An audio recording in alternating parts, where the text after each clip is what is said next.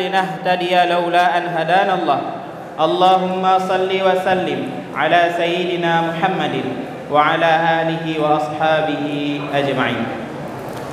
Kita mulai dengan mengucapkan pujian Alhamdulillah yang telah menjadikan kita orang Islam.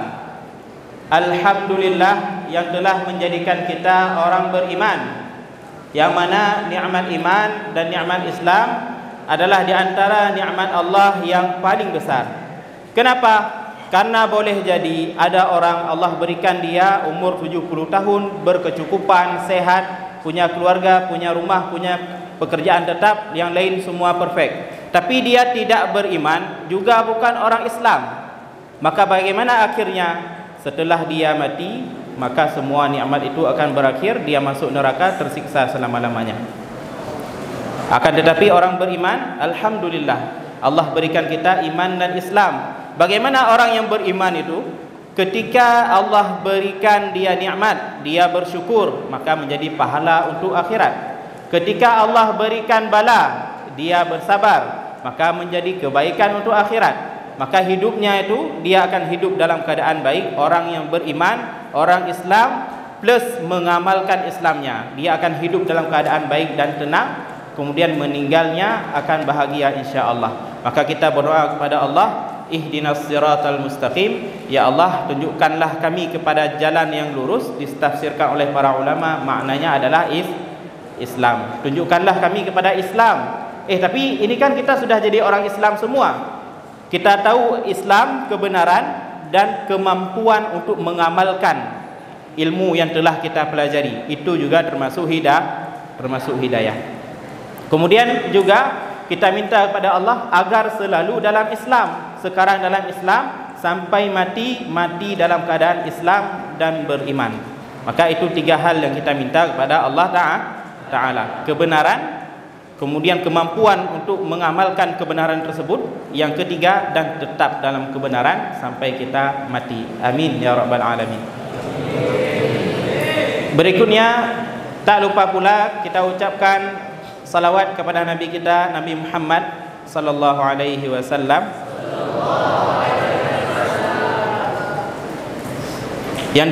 yang berkat perjuangan beliau, alhamdulillah agama Islam telah sampai ke kita. Kemudian munasabah dengan bulan Ramadan, bulan Al-Quran, kita ingatkan bahawa ketika kalian membaca Al-Quran, maka ingatlah kepada Nabi Muhammad SAW yang telah membawa Al-Quran itu, yang telah menyampaikan Al-Quran. Dan perlu kita ketahui bahawa di dalam Al-Quran, isi Al-Quran adalah itu kisah perjuangan 23 tahun dakwah Nabi SAW. Dari awal Allah turunkan Iqra bismi rabbikal ladzi khalaq. Kemudian Allah turunkan ya ayyuhal muddatsir, dan ayat seterusnya sampai ayat terakhir, temponya itu 23 tahun. Maka inilah Al-Quran yang kita baca hari ini, pesan Allah yang menemani perjuangan Nabi selama 23 tahun. Maka diceritakan perjuangan Nabi di dalam Al-Quran secara tersirat ataupun secara tersurat. Maka tugas kita sebagai pelajar, ketika kita membaca Al-Quran, baca maknanya, kemudian baca asbabun nuzulnya, sehingga kita tahu apa yang sedang dilakukan oleh Nabi ketika ayat ini turun, apa yang terjadi sebelum ayat ini turun, dan apa yang Nabi lakukan setelah ayat ini turun, agar itu menjadi pelajaran untuk kita amalkan. Kemudian salam ta'zim dari ulun tuan dan penghormatan kepada ayahanda kita, Ayah Ham, pimpinan Dayah Jemalah Amal, dan seluruh orang yang berkhidmah untuk Dayah Jemalah Amal, meliput staf dan dewan guru.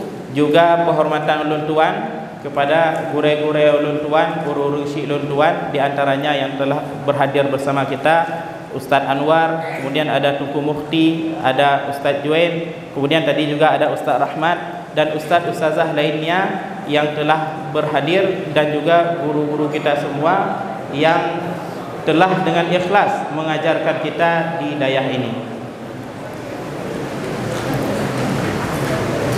Mohon maaf yang mungkin lupa saya sebutkan namanya, tapi penghormatan kepada guru-guru saya semua dan ada ustazah-ustazah juga di belakang.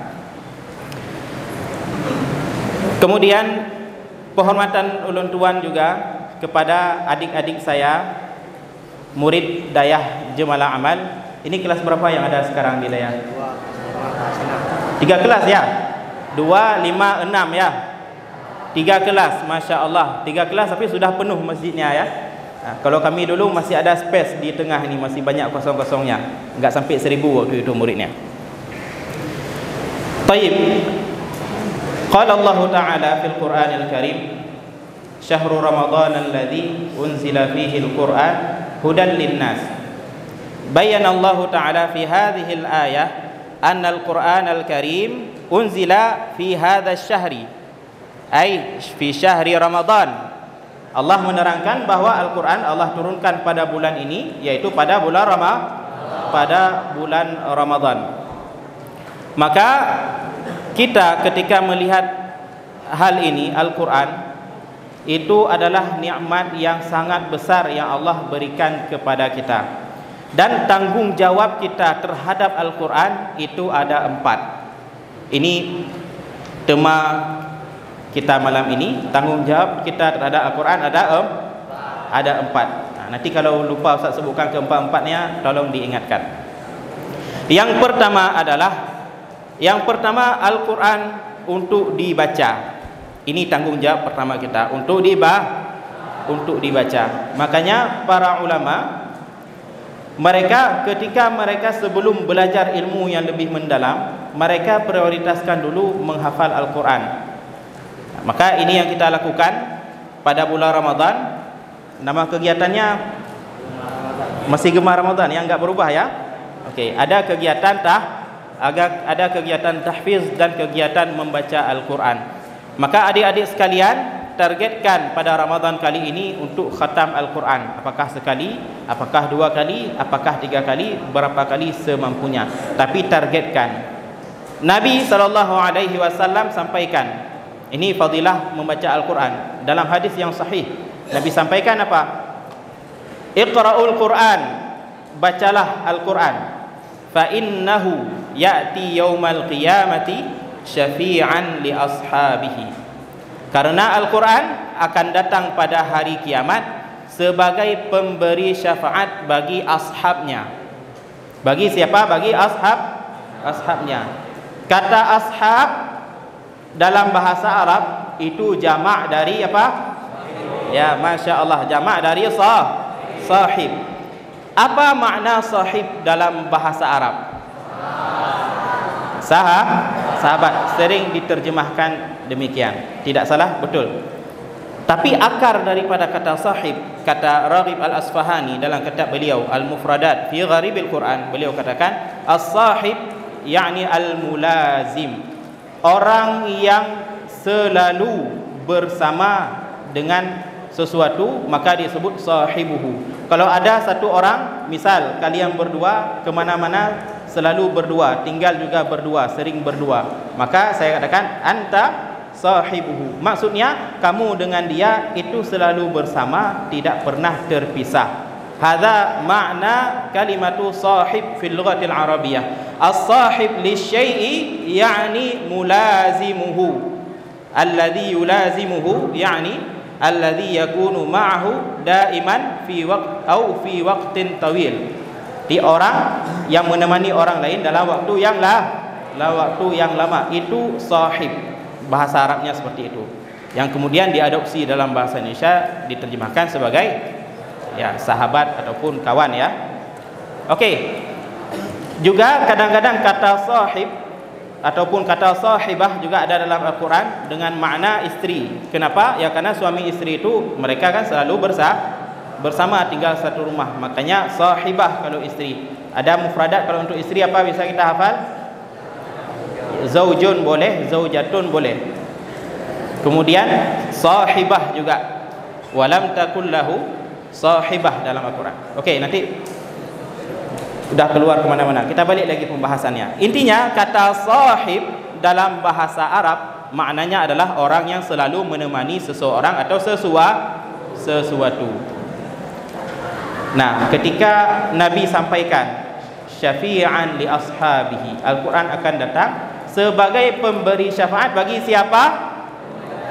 Bagi sahibnya, yaitu orang yang dia sahabatnya Al-Quran. Sahabatnya Al-Quran. Dia kemana-mana setiap hari disediakan waktu untuk membaca Al-Quran. Maka adik-adikku sekalian, tugas kita yang pertama untuk Al-Quran adalah untuk kita membacanya. Kemudian penting sekali untuk kita siapkan setiap hari waktu khusus untuk membaca Al-Quran.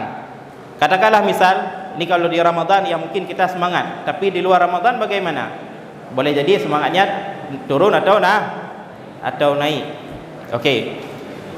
Akan tetapi agar kita selalu dengan Al-Quran, baik lagi semangat maupun tidak semangat, tetap sama Al-Quran. Itu resepnya bagaimana? Resepnya adalah khususkan waktu untuk membaca Al-Quran. Boleh jadi mungkin 10 menit sehari setelah salat subuh atau setelah salat maghrib atau kapan. Intinya buat waktu khusus, itu prioritasnya Al-Quran pada waktu itu. Enggak kita melakukan aktivitas yang lain. 10 menit, 15 menit, atau hitung pakai lembar, 1 lembar, setengah lembar, seperempat. Yang penting ada selalu kita dengan Al-Quran, sehingga kita menjadi sahabatnya Al-Quran, orang yang selalu ketemu dan berbicara dengan Al-Quran.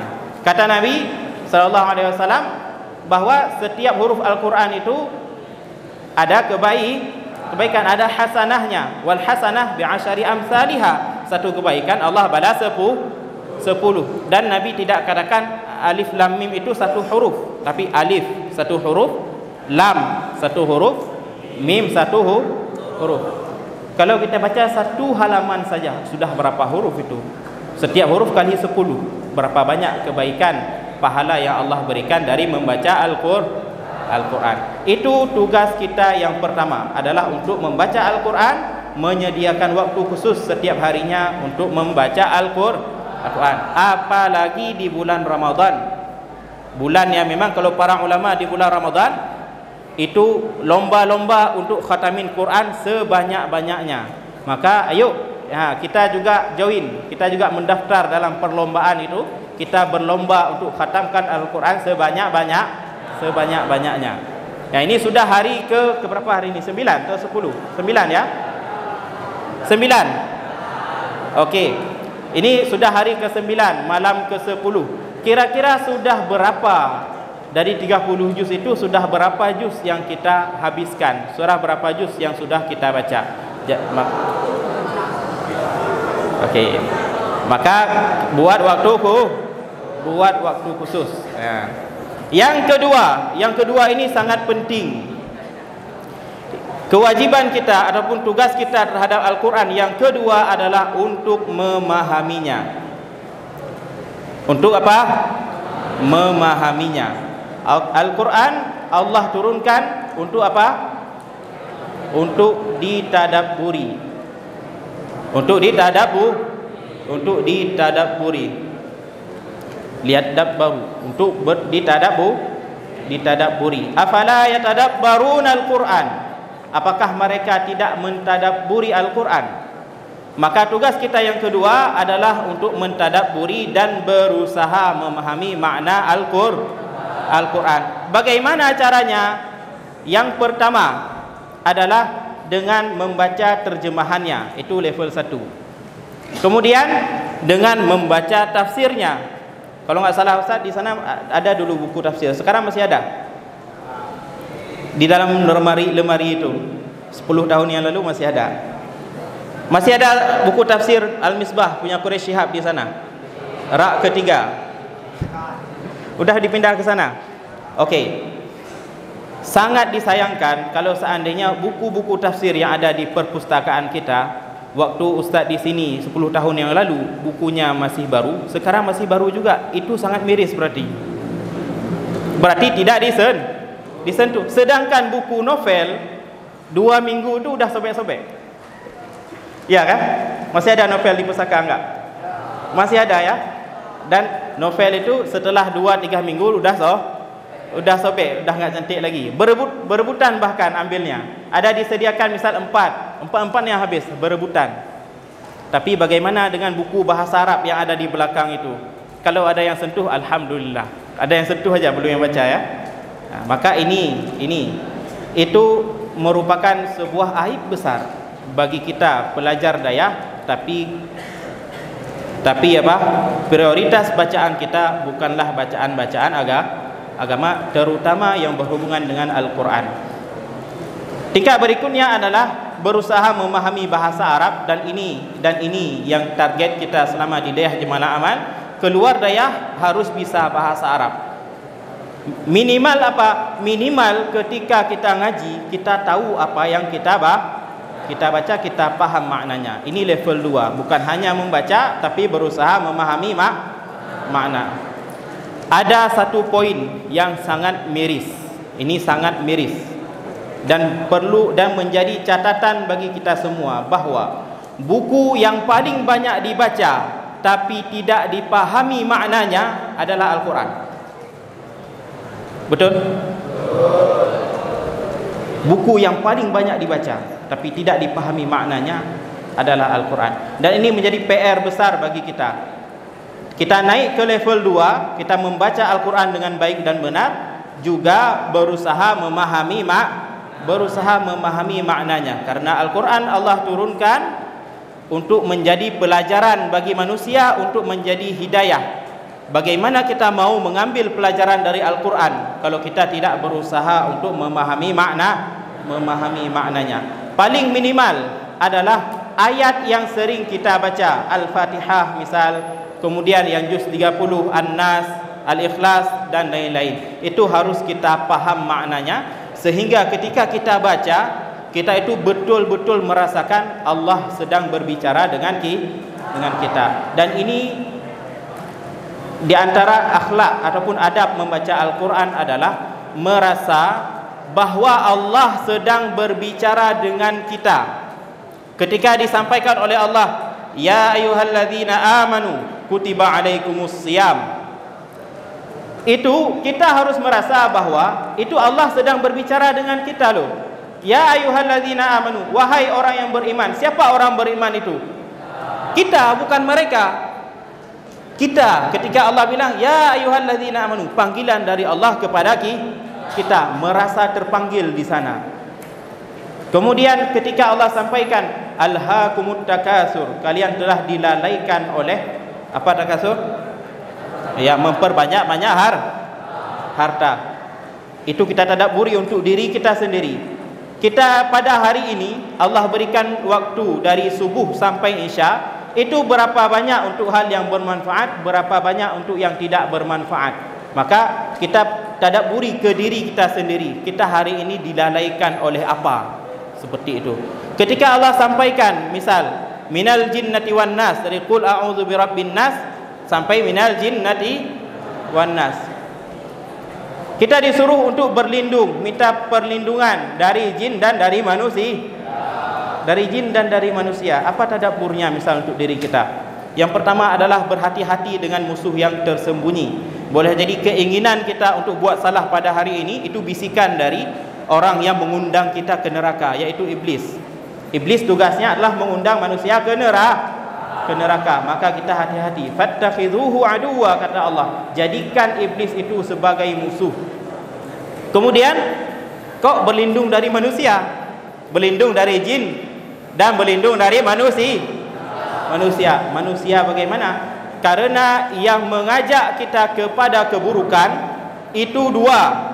Yang pertama ada jin yang tidak terlihat, yang kedua ada manusia.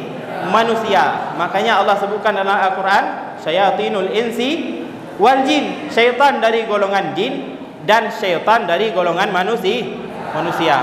Kadang-kadang syaitan manusia ini itu lebih berbahaya daripada syaitan asli. Kadang-kadang seperti itu. Bagaimana? Gini, ketika kita lagi semangat ibadah, pas hari ini memang lagi semangat mau ke masjid, dah pakai baju mau ke masjid, apa kata kawan di samping? Kak Saleh Horoyo, atau apalah kata-kata lainnya.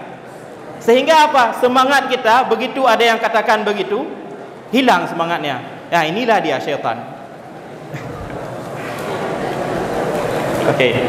Nah, kita balik ke pembahasannya. Yang kedua, tugas kita adalah berusaha untuk memahami Al-Quran. Itu tugas kita yang kedua. Kemudian setelah kita pahami, apa lagi tugas kita? Untuk yang ketiga, mengamalkan. Yang ketiga apa? Mengamalkan. Karena apa gunanya pengetahuan kalau tidak diamalkan? Misal yang paling nyata. Iblis tahu enggak ada Allah? Tahu. Tahu enggak ada nabi? Tahu. Ada hari kiamat, tahu enggak? Tahu. Bahkan dia buat perjanjian kepada Allah, anzirni ila yaumi yub'atsun. Buat aku tetap hidup sampai hari kiamat. Dia tahu ada hari kiamat. Surga neraka dia tahu, malaikat dia tahu ada. Kemudian apa lagi rukun iman yang kurang dia? Semua tahu. Tapi ketika pengetahuan tidak diamalkan, maka iblis dia selamat atau tidak di akhirat? Tidak selamat. Karena dia tidak tahu atau karena dia tidak mengamalkan? Ya, makanya yang selalu kita hafal, kalau di waktu kami di Dayah dulu sering diulang-ulang, sekarang entah masih, al-ilmu bila amal. Masya Allah. Berarti masih ada diulang ya. Masya Allah. Di ilmu yang tidak diamalkan itu seperti pohon tidak berbuah. Bayangkan misal masih ada pohon mangga di sana. Nah, setelah capek-capek kita tanam pohon mangga, habis itu ini kata orang jualnya ini akan berbuah setelah 3 tahun. Kita tunggu dah 5 tahun, dah 10 tahun enggak berbuah. Itu marah enggak kita? Marah. Kenapa? Karena pohonnya ya udah kita beli dengan harga mahal, harapannya untuk bisa kita makan buah, ternyata pohonnya tidak berbuah. Maka seolah-olah seperti tidak bermanfaat. Maunya kita potong ganti dengan pohon yang lain, maunya gitu. Maka kawan-kawan semua, seperti inilah kita sedang menanam ilmu di sini. Tujuannya, buahnya adalah untuk amal, kita amalkan dalam kehidupan sehari-hari. Bagaimana kita mengamalkan Al-Quran? Sayyidah Aisyah pernah mengatakan bahwa akhlak Nabi khuluquhul Quran. Akhlak Nabi adalah Al-Quran. Bagaimana mengamalkan Al-Quran sehari-hari? Al-Quran suruh kita salat, kita salat. Al-Quran suruh kita berbakti kepada orang tua, kita berbakti. Disuruh kita berakhlak mulia, kita berakhlak mulia. Disuruh kita menjauhi yang haram, kita jauhi yang haram, dan lain-lain. Semua isi Al-Quran itu kita amalkan. Agar mudah mengamalkan, itu tadi yang kedua, berusaha memahami dan merasa bahwa Allah sedang bicara dengan kita. Seolah-olah itu yang Allah panggil kita, seolah-olah kayak Allah telpon kita, seolah-olah ya. Okey ya, seolah-olah begitu. Ada rasa seperti itu ketika membaca Al-Quran, yaitu Allah langsung bicara dengan kita, merasa seperti itu. Kemudian sudah nomor berapa tadi? Nomor 3 ya. Yang pertama, apa kewajiban kita terhadap Al-Quran? Ya, membaca. Yang kedua, memahami. Yang ketiga, yang keempat apa kira-kira? Ya, jadi yang keempat, menghafal itu untuk memudahkan membaca dan memudahkan memahami, menghafal. Jadi kita masukkan ke poin pertama kalau menghafal. Karena ini kita cerita sikit ya. Para ulama terdahulu, mereka sebelum belajar mendalami ilmu agama yang dalam, mereka lebih dulu hafal Quran. Setelah itu dipelajari ilmu bahasa Arab, ilmu fikih, ilmu tafsir, semuanya untuk memahami isi Al-Quran. Maka memahami Al-Quran itu adalah misi seumur hidup, misi sampai mati. Baca, hafal, pahami. Okey. Apa? Ya, tamam, Masya Allah. Yang keempat adalah untuk mengajar. mengajarkan Al-Quran. Itu tugas kita yang keempat. Setelah kita paham, maka kita amalkan, maka kita ajarkan ke orang lain pemahaman tersebut, dan juga kita ajak orang lain untuk mengamalkan. Jadi masuk surga itu jangan mau pelit-pelit, mau masuk surga sendiri doang. Jangan takut, surga luas. Masuk surga rame-rame. Makanya di antara hikmah ketika dalam Al-Fatihah itu lafaznya adalah ihdinas siratal mustaqim. Apa ihdinas siratal mustaqim? Coba perhatikan dalam Al-Fatihah. Ihdina atau ihdini? Ihdina. Apa arti ihdina? Ya, tunjukkanlah kah? Kalau ihdini? Ya, saya sendiri ya. Tapi ini rame-rame. Kita minta doa kepada Allah, ya Allah, berikan kami, ya semua ini, berikan kami semua hidayah. Maka seperti itu kita amalkan bagaimana? Ketika kita sudah memahami sesuatu, maka ajarkan dan ajak yang lain agar sama-sama kita jalan menuju jalan hidayah. Hidayah itu sama-sama, enggak sendirian tapi ajak orang. Nah, seperti itu cara mengajak orang kepada Al-Quran. Mengajarkan Al-Quran itu banyak cabangnya. Selain mengajak kepada amalan yang benar, juga mengajarkan cara membaca yang benar, mengajarkan isinya. Dan isi Al-Quran itu luas. Ada fikih isinya, ada akhlak, ada tauhid, ada yang bahkan pembahasan sains juga ada di sana. Ketika kita punya ilmu terhadap sesuatu dan kemudian Allah buka ilmu kita, maksudnya Allah pahamkan kita terhadap suatu ayat Al-Quran, maka kita ajak orang lain dan juga kita sampaikan pemahaman tersebut. Sehingga apa? Sehingga kita menjadi orang salih dan muslih, dua-dua ini. Bukan hanya salih, tapi salih dan muslih. Apa bedanya salih dengan muslih? Kalau salih dia orang baik, tapi enggak hanya baik sendiri, dia juga mengajak orang lain untuk kebaikan. Maka seperti ini kita yang belajar di Dayah Jemalah Amal, niatkan yang pertama untuk kita bisa iltizam membaca Al-Quran, berusaha memahami makna Al-Quran, mengamalkan isi Al-Quran, dan juga mengajarkan Al-Quran kepada siapapun yang kita tahu, kaman sekamar, kemudian adik-adik di rumah, kepada ibu misal, kepada kakak, kepada kawan-kawan di mana saja, di mana ada kita, di situ ada kebaikan, di situ kita ajak orang lain untuk sama-sama baik. Nah, seperti inilah di antara tugas kita terhadap Al-Quran. Kemudian apa yang kita sampaikan kita harapkan semoga bermanfaat. Dan adik-adikku sekalian, kita manfaatkan masa di Dayah Jemalah Amal. Ini masa kalian setor Al-Quran, baca Al-Quran, baca juga arti ayat yang akan kalian setorkan.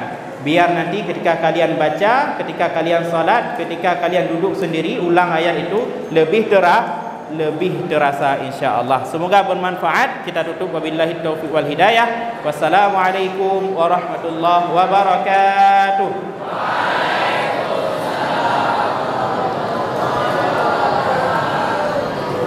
Terima kasih kami ucapkan kepada Ustaz Profesor LCMA yang telah memberikan kuliah pelaksana pada malam ini. Semoga apa yang disampaikan bisa berguna dan juga bisa kita amalkan. Saya sampaikan sebelumkan diri. Wassalamualaikum warahmatullahi wabarakatuh. Waalaikumsalam.